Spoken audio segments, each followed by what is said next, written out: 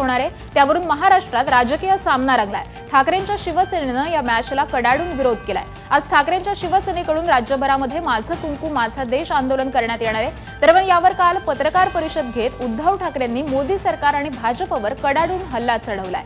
पहलगाम हल्ल्यानंतर पाकिस्तानशी क्रिकेटचा सामना म्हणजे शहीदांचा अपमान असल्याचा हल्लाबोल उद्धव ठाकरेंनी केलाय।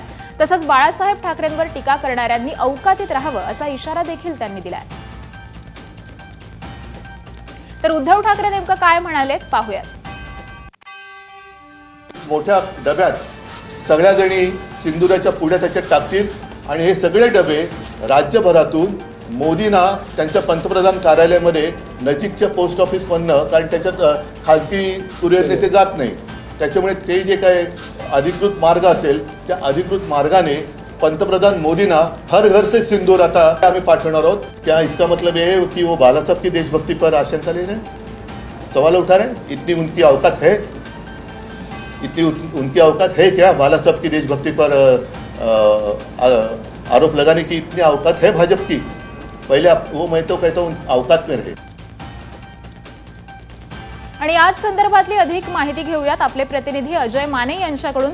अजय, भारत पाकिस्तान मॅचवरून हा महाराष्ट्रामध्ये राजकीय सामना रंगल्याचं चित्र दिसतंय। ठाकरेंच्या सेनेकडून या आंदोलनाची कशी तयारी करण्यात आली आहे?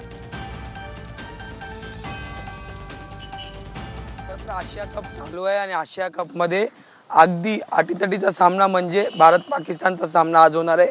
पहलगाम आल्यानंतर भारत आणि पाकिस्तान पहिल्यांदाच आमने सामने लढणार।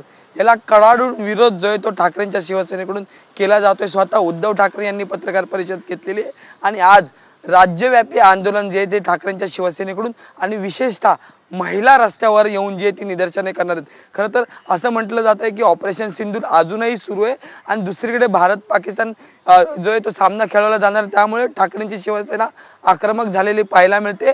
जे ते राज्यव्यापी आंदोलन ते लोक करणार आहेत, त्यासोबत महिला रस्त्यावर उतरतील आणि एक मोठा डब्बा असणार आहे, त्या डब्यात सिंदूरच्या छोट्या छोट्या पुड्या छोट्या छोट्या डब्या ज्या आहेत त्या टाकण्यात येतील आणि त्या पोस्टामार्फत थेट देशाचे पंतप्रधान नरेंद्र मोदी यांना पाठवण्याचा एकंदरीत प्रयत्न हा सगळ्या आंदोलनातून असणार आहे। आणि याच पार्श्वभूमीवर असं त्यांनी दिलंय की माझं कुंकू आणि माझा देश हे आंदोलन जे आहे ते त्यांना देण्यात आलेलं आहे। ते असं म्हणतात आहेत की महिलांचं जे सिंदूर पुसलं गेलंय त्याच्यानंतर हा सामना खेळवला जातोय आणि देशाची किंवा मग देशात असणाऱ्या सरकारची याच्यावर नेमकी भूमिका काय, ह्याला विरोध का केला गेला नाही आणि त्या सगळ्यांवरून टीकास्त्र जे ते सुरू झालेले। त्यामुळे अनेक भागात जे ते महाराष्ट्रात राज्यव्यापी आंदोलन केले जाणार आहे। मुंबईत जर आपण पाहिलं तर उपनगरापासून ते दक्षिण मुंबईपर्यंत असे 12 ते 15 ठिकाणी जे ते आंदोलन केले जाणार आहे। दादर असेल, भारत माताच्या इथलचा परिसर असेल, त्यासोबतच लोअर परळचा परिसर असेल आणि त्यासोबतच जे ते गिरगावचा जो परिसर आहे,